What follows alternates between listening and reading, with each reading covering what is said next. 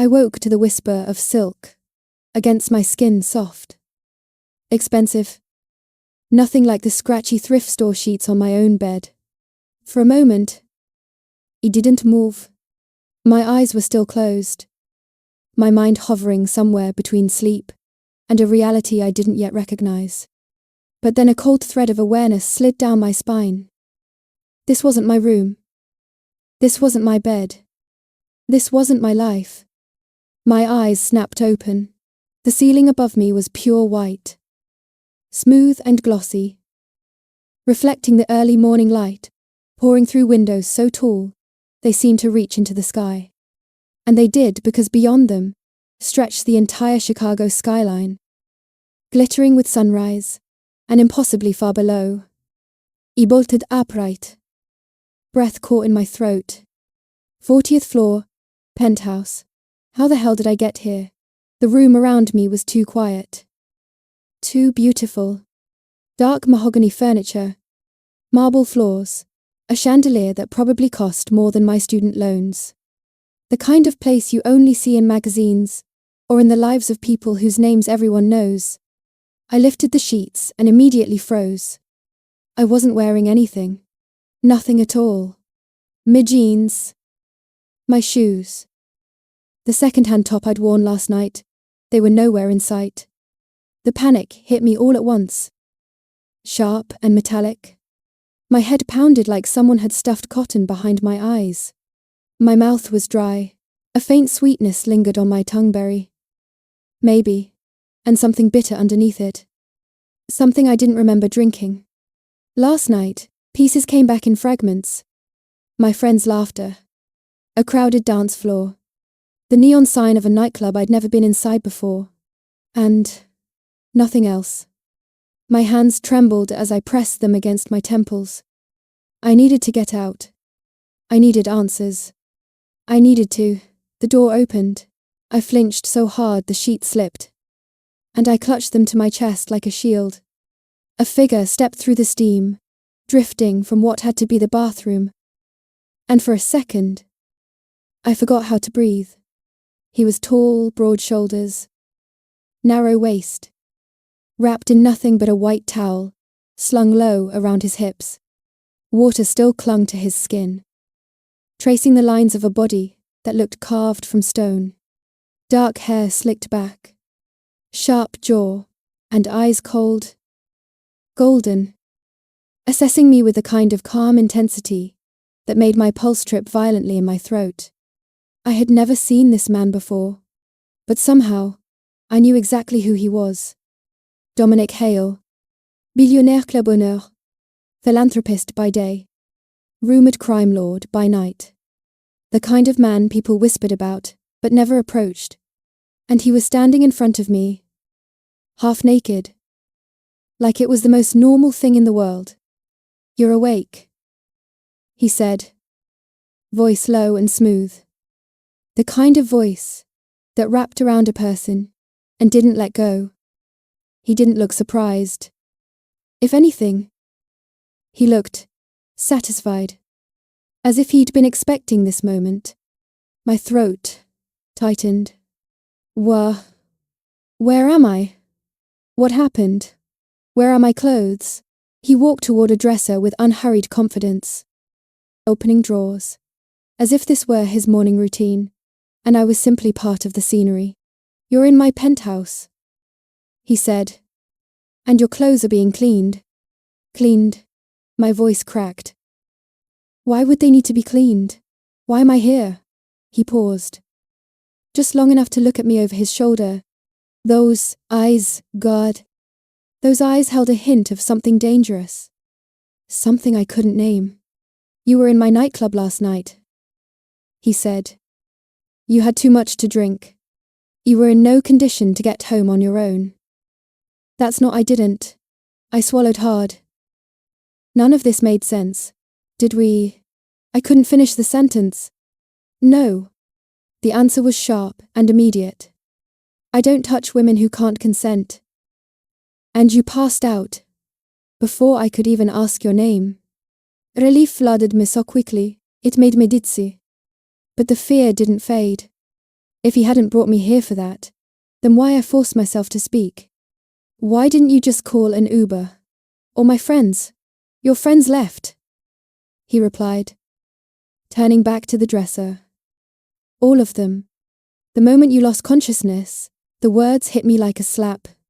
Mia wouldn't check your phone, he said, nodding toward a small purse, sitting neatly on a chair. 17 missed calls. All from people who realized too late that they abandoned you. My stomach twisted. I didn't remember any of that. Dominic stepped closer, and I instinctively pulled back. The sheet tightened around my fists. What aren't you telling me? I whispered. He reached into a drawer, pulled out a small tablet, and tapped the screen. Watch. The video that appeared made my blood run cold. I saw myself at the bar laughing, leaning over to grab a drink. Behind me, 2 men in dark jackets slipped something into the glass. They didn't even hide it. My heart started pounding so loudly I could barely hear. The angle switched. Dominic appeared on screen, walking straight toward them. His face wasn't calm like it was now. It was lethal. Controlled rage radiated from every line of his body. The men paled instantly. One ran, the other tried to talk. But Dominic leaned in close enough that the audio picked up only 2 words. She's mine. The video cut out. I stared at Dominic, horrified. They drugged me. Why, I don't even know them, no, he said. But I do. He knelt in front of me. Kafil. Deliberate. His eyes locked on mine like he was inspecting every flicker of emotion. They work for a rival syndicate, he said quietly. They're trying to send a message. They targeted you because they saw you near one of my people. You were collateral. Nothing more. Collateral. The word twisted in my chest, cold and brutal. So you brought me here? I whispered.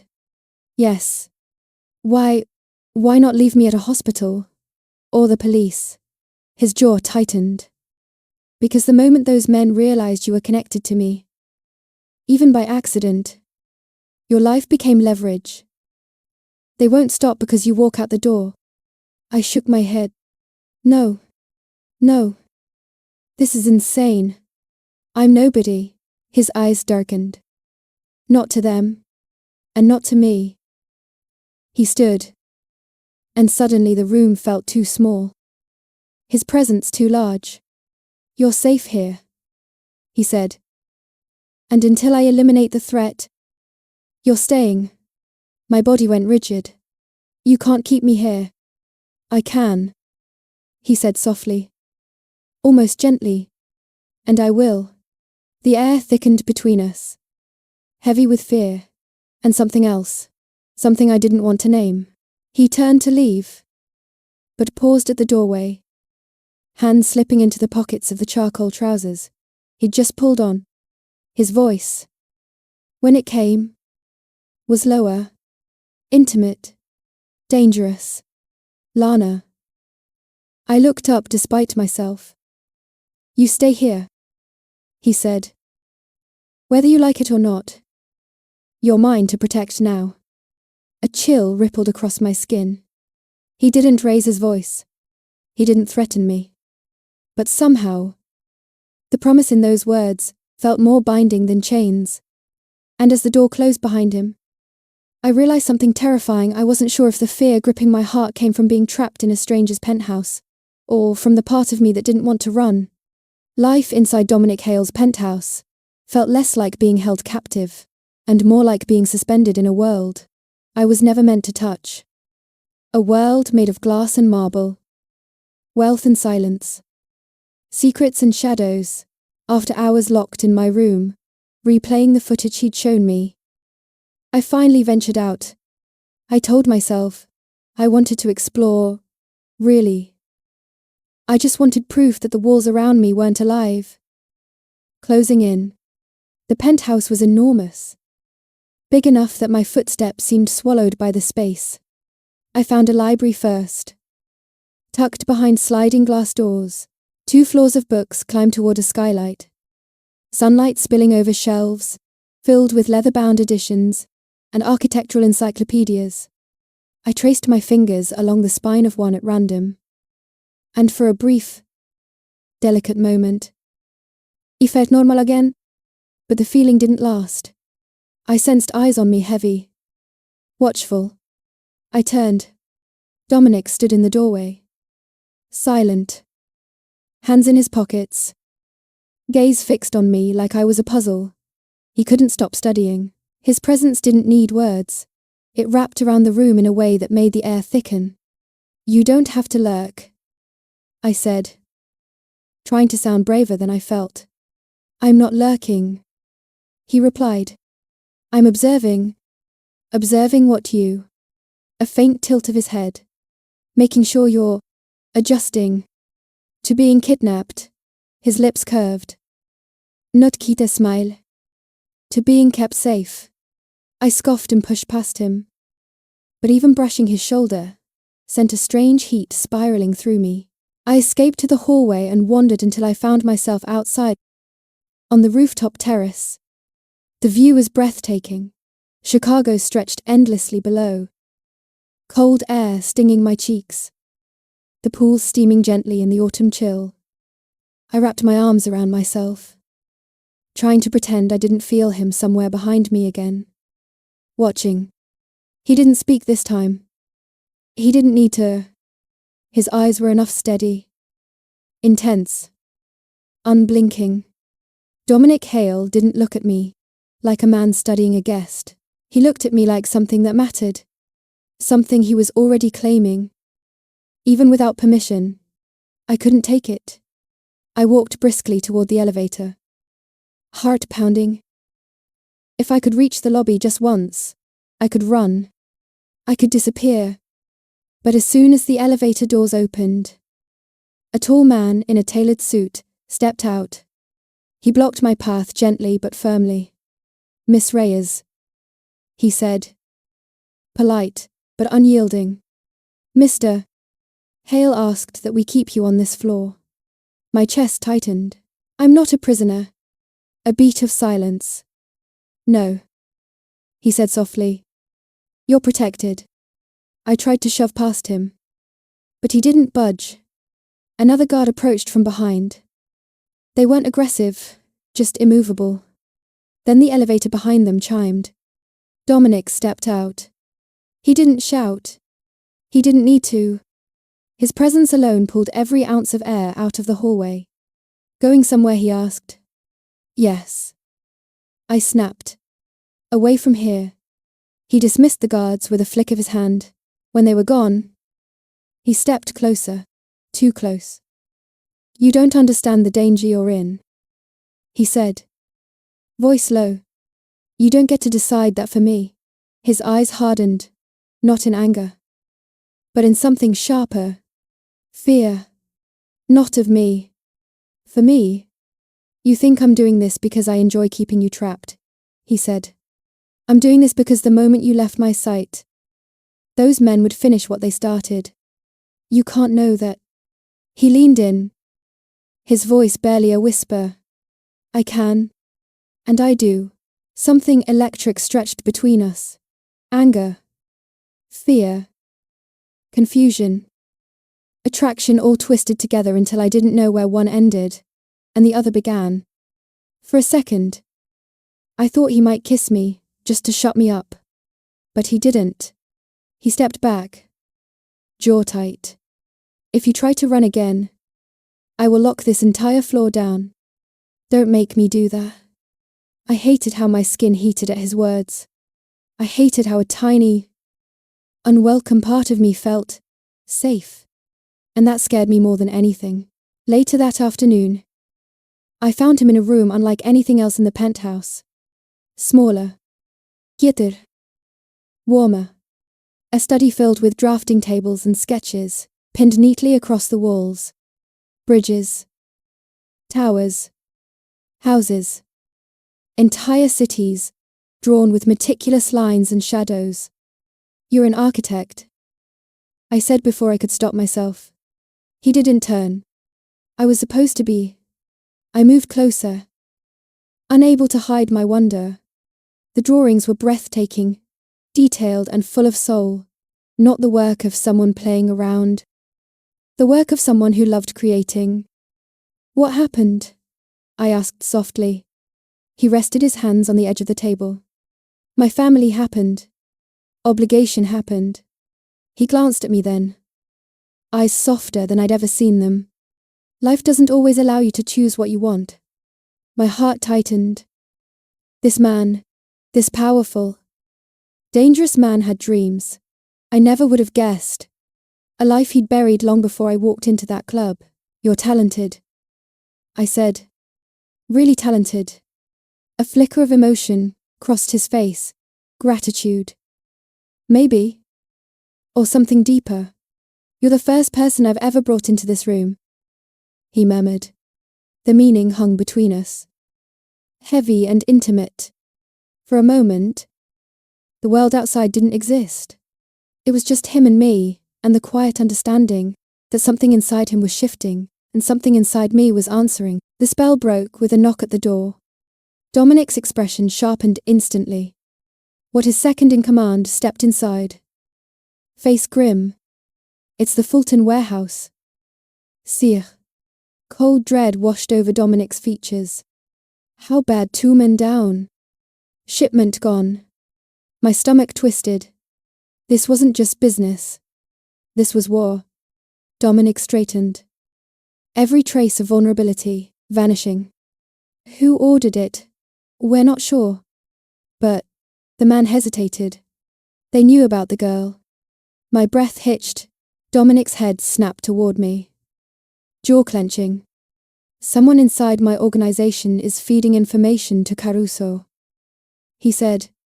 Someone who knew you were here. The room seemed to tilt. Why would they target me? I whispered. Because I intervened when they tried to take you. He said. Because they saw what I didn't want to admit. His gaze locked on mine. Fierce and unguarded. You're not just a message anymore. You're leverage. Before I could respond. His phone rang. He answered. Listened. And went absolutely still. What he said. Voice ice cold. My heart pounded. Dominic. What happened? He lowered the phone slowly. Eyes dark with fury. They have your friend. I froze. Maya. They sent proof she's alive. And a message. He stepped toward me. Voice Kravelsov. They want to trade her for you. I staggered back. No. No. Mia has nothing to do with this. His expression cracked rage. Guilt. Protectiveness, all fighting for space. This is my fault. He said. They know I would never hand you over. Tears burned my eyes. My legs felt too weak to hold me. She's in danger because of me. He reached for me. Hands firm around my arms. No. She's in danger because they want to break me. And they think using you will do that. The tears came then hot. Helpless. Angry. It is my fault. If I hadn't gone to that club, stop. His voice deepened. Commanding but gentle, he lifted my chin with 2 fingers. Forcing me to meet his gaze. I don't want your guilt. I want your trust. I shook my head. Tears blurring his face. What if she dies because of me? He brushed a tear from my cheek with his thumb. The gesture was too tender. Too intimate. I won't let that happen. He said. I will bring her back. His hands moved to my waist. Pulling me closer. Grounding me. Our breaths mingled. Our lips hovered inches apart. I didn't know who leaned in first, but suddenly, there was no space left. His mouth found mine. Slow and heated. Like he'd been holding back for days. The kiss stole the air from my lungs. Stole the ground from beneath me. His hand slid to the back of my neck.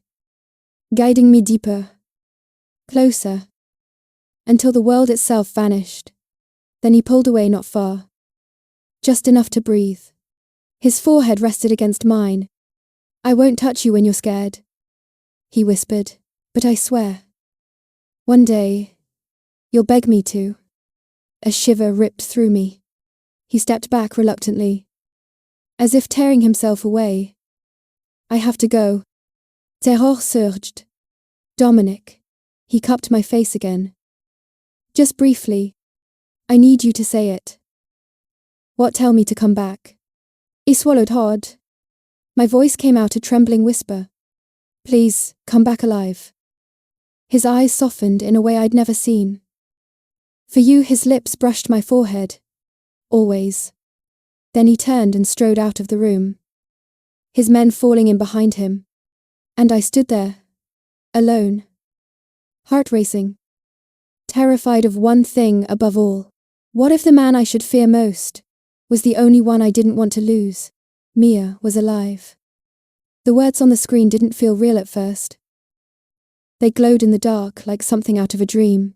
She's safe. Minor injuries. Operation successful. I'm bringing her in. My knees gave out. And I sank onto the edge of the bed. The tablet shaking in my hands. Relief crashed over me so hard it almost hurt. For hours. Every terrible possibility had played on a loop. In my mind, Mia, crying. Mia hurt. Mia blaming me. Now, for the first time, since this nightmare began, I could breathe. There was a second message. Stay in your room. I'll come to you when it's done. D. I stared at the initial for a long time. Dominic. I should have been angry at him. At this world. At everything that had dragged us all into danger. But all I could feel was the dull, steady thud of my heart, repeating one quiet truth. He promised. And he kept his word. When the door finally opened, the sky outside had already shifted from black to the deep indigo that came just before sunrise. I had dozed off sitting up, hugging my knees. Still in yesterday's clothes. The click of the lock snapped me awake. Dominic stepped inside, closing the door softly behind him. He looked exhausted. Dark stubble shadowed his jaw. His shirt was wrinkled, and there was a smear of dried something dust. Dirt. Maybe blood on his sleeve. But his eyes were steady. How is she? I asked. My voice breaking on the last word. Bruised. Shaken. He moved closer. Slow. Like he wasn't sure how close I'd let him get. But alive. She's at a safe house. My doctor checked her over himself. No lasting damage. My vision blurred again. But this time with grateful tears. Thank you. He shook his head. Don't thank me for cleaning up a mess my world made. I don't care whose world it is. You brought her back. Silence stretched between us for a heartbeat. Thick with all the things we weren't saying. Then he exhaled and sat beside me at the edge of the bed, keeping a careful inch between our shoulders. There's one more step, he said quietly. To end this. I wiped at my eyes. What now? A meeting? His jaw tightened at the word. With Vincent Caruso. The name felt heavy even to me. And I'd never met the man. The rival boss. He nodded. He asked to see you. In person. To confirm you're not who he thinks you are. I swallowed. The woman you told me about. The one tied to his son. His grief made him paranoid. Dominic said. He believed you were part of some conspiracy against him. Last night proved otherwise. But he wants to look you in the eye. And if I say no, then this war drags on. He answered honestly. He keeps coming after my people. After me. After you. Whether you leave or not. But if we face him together. If he sees the truth. He paused. There's a chance this ends tonight. Fear slid icy fingers around my spine.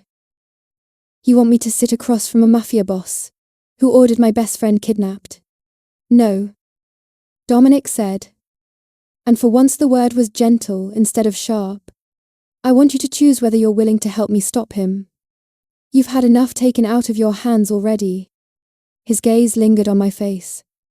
Searching. Not pushing. Not forcing. You'll be there, I asked. Right beside you. And you think he'll listen? His lips curved faintly. He'd be a fool not to. A strange calm settled over me then, not because I wasn't scared, but because turning away now felt worse than facing the fire. Okay, I said, my voice quiet but steady. I'll do it. His shoulders eased, tension bleeding out of him. We leave tonight. I nodded, heart already thudding harder. Tonight? One more battle. One more chance to make this stop. One more reason to trust him. The restaurant smelled like old money. And older power. Even without seeing the private dining room. I could feel it, in the hush of the staff. The heavy crystal chandeliers. The way everyone pretended not to notice us, as we walked through. Dominic's hand rested lightly at the small of my back. Not gripping. Not steering. Just there. A constant reminder I wasn't walking in alone. Vincent Caruso looked exactly the way I'd imagined. A man like him would. Silver hair. Expensive suit. A face carved in lines of old grief. A new suspicion. His eyes latched onto me, as soon as we entered. And for a moment, I felt like prey, stepping into a predator's den. Mr. Hale, he said smoothly. Standing. And this must be the young woman causing so much trouble. I straightened my spine. My name is Lana Reyes. His gaze flickered. Cataloguing everything, my voice. Mi posture. The way Dominic's hand didn't leave my back. Sit. Vincent said. Let's talk. Dinner was a performance. And I was center stage, whether I wanted to be or not. They served dishes I barely tasted, while questions circled the table like sharks. Where did you grow up? Miss Reyes. What do your parents do? How long have you known Mr. Hale? What were you doing in his club that night? It felt less like conversation, and more like cross-examination. But every time my nerves spiked, I felt Dominic's thumb brush the back of my chair. A silent anchor. He didn't speak for me. He didn't interrupt. He just watched sharp. Proud. Letting me stand on my own. My friend dragged me out to celebrate my birthday. I said when Vincent pressed again. I didn't know whose club it was. I didn't know who he was. I nodded toward Dominic. Not until later. And yet here you are? Vincent murmured. In his home. At his table. Under his protection. I met his gaze head on. Your men tried to drug me and kidnap me to get to him. You let that happen. Forgive me if I don't send you a thank you card for the opportunity. A beat of silence. Then, unexpectedly, the corner of Vincent's mouth ticked up. There's a spine under all that shaking. He said. Interesting. I'm shaking because you had my best friend taken. I shot back. My voice low but controlled. Because she woke up terrified, in a place she didn't recognize. Exactly the way I did in his penthouse. The difference is I tilted my head toward Dominic. He saved me from your men. He saved her from yours. So, if you're asking me which devil I trust more, I already have my answer. Vincent's eyes narrowed. For a long moment, no one spoke. The tension at the table coiled tighter, thicker, like the whole room was holding its breath. Finally, Vincent leaned back in his chair. Expression shifting. You're not her, he said quietly. You don't even move like her. I thought I saw a ghost in that security footage. I was wrong. Something in Dominic's posture loosened. Barely noticeable, unless you were watching for it. I was. You were grieving your son. Dominic said. Voice measured. You needed someone to blame. I still do. Vincent replied. And it seems I've been blaming the wrong people. He turned his head slightly. Eyes locking on the younger man, standing quietly at the back of the room. The bodyguard I'd barely noticed until now. Carlo. Vincent said. You told me our informant confirmed this girl was involved. That she was connected to the Santos family. That she was a threat. Carlo's face tightened. That's what I was told. By whom? Dominic cut in. His tone sharp as broken glass. The man swallowed. By Alonso. Sire. He said I know what he said. Vincent's voice turned cold. Ancient. Dangerous. And now I know he lied. To you. To me. To all of us. The rest happened in a blur of names. Accusations. And cold agreements. Dominic and Vincent spoke in a language made of territory lines and business interests. Of shipments and percentages, and what would happen if anyone broke the terms of what they were about to sign. At the end of it, one thing was clear. The war was over. Caruso's people would stand down. Dominic's men would stop expecting bullets from every shadow. And I was no longer a target. You have my word. Vincent said finally. His gaze landing on me one last time. Miss Reyes will not be touched. Not by me. Not by anyone under my command. We're done. Dominic's hand found mine under the table. Fingers lacing through, with quiet finality. It wasn't for show. It felt like a promise. Then so are we. He said. The ride back to the penthouse was quiet. Not strained, just full. Full of everything we'd just survived. Everything we hadn't had the courage to say yet. When the elevator doors opened into the foyer, Dominic stepped back, giving me space for the first time since I'd met him. No hand on my back. No unspoken pressure. The city gleamed beyond the floor to ceiling windows. Lights sparkling in the darkness, like 1,000 tiny futures. You're safe now, he said quietly. Truly. I turned to face him. Because of you. Because of us. He studied me. His expression unreadable. I gave Vincent my word. I wouldn't come after him. The war is done. You're not leverage anymore. You're not a target. You're hesitated. Free. The word landed somewhere deep inside me and echoed. You can go back to your life. He continued. Your apartment. Your classes. Your job. No guards unless you want them. No locked doors. No one making choices for you. He looked away then. Toward the glass. As if the skyline was easier to face than my answer. Whatever life you want. His jaw worked once. Like the words tasted bitter. Choose it. Yvonne Tagayo. That should have been my cue to run. To say thank you. Goodbye. And pretend this had all been some surreal detour in a life I'd eventually smooth out into something normal. Instead, I stepped closer. Look at me. I said, slowly. Edith. His eyes weren't cold now. They weren't unreadable.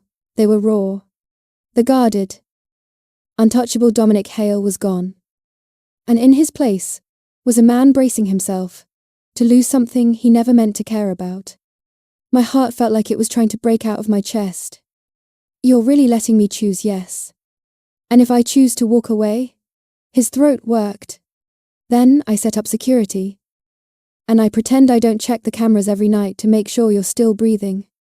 The answer wasn't polished or charming. It was honest. And that was what did it.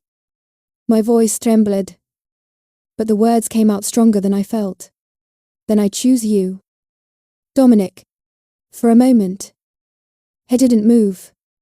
Didn't breathe. It was like the world stopped to make room for that sentence. Then his composure cracked. His eyes softened. Going impossibly warm. And something like relief and disbelief and pure. Unfiltered joy flashed across his face. The transformation was almost painful to watch. "You're sure?" he asked, stepping closer. "Once you step into my world, Lana, it won't ever be simple again." I took another step toward him until there was barely any space left. "My life wasn't exactly a fairy tale before you. At least with you. I feel élevé."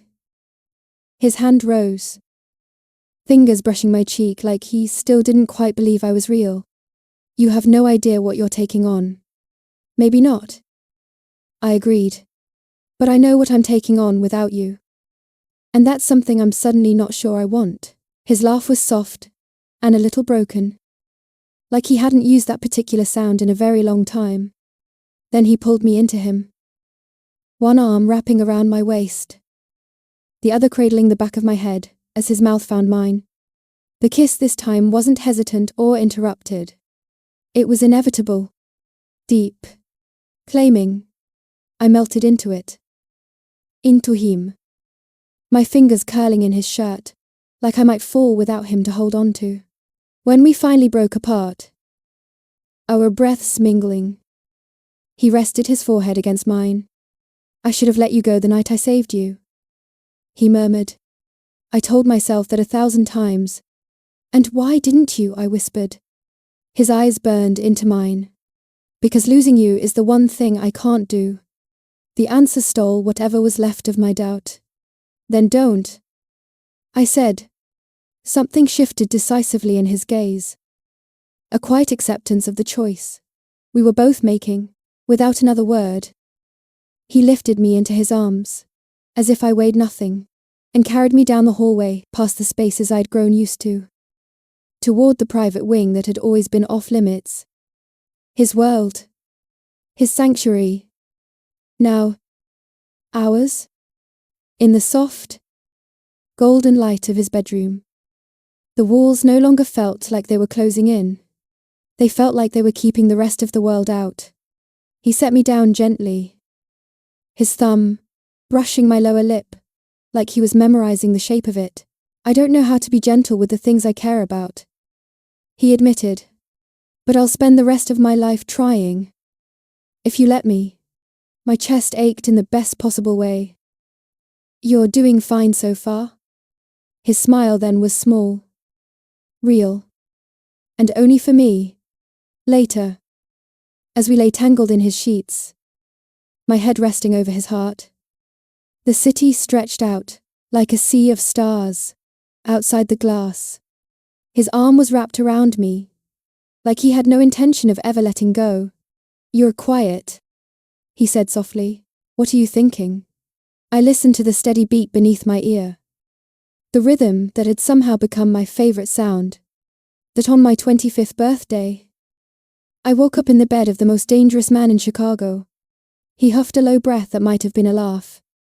Regretting it, I smiled, ease drifting shut. And somehow, I never wanted to leave. His hand tightened around me, pulling me closer, as the lights of the city shimmered beyond the glass. For the first time in a long time, the future didn't feel like something happening to me. It felt like something we'd face together.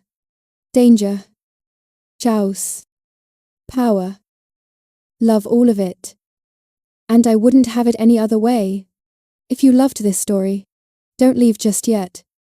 Make sure to like this video, it helps more people discover these dark romance tales.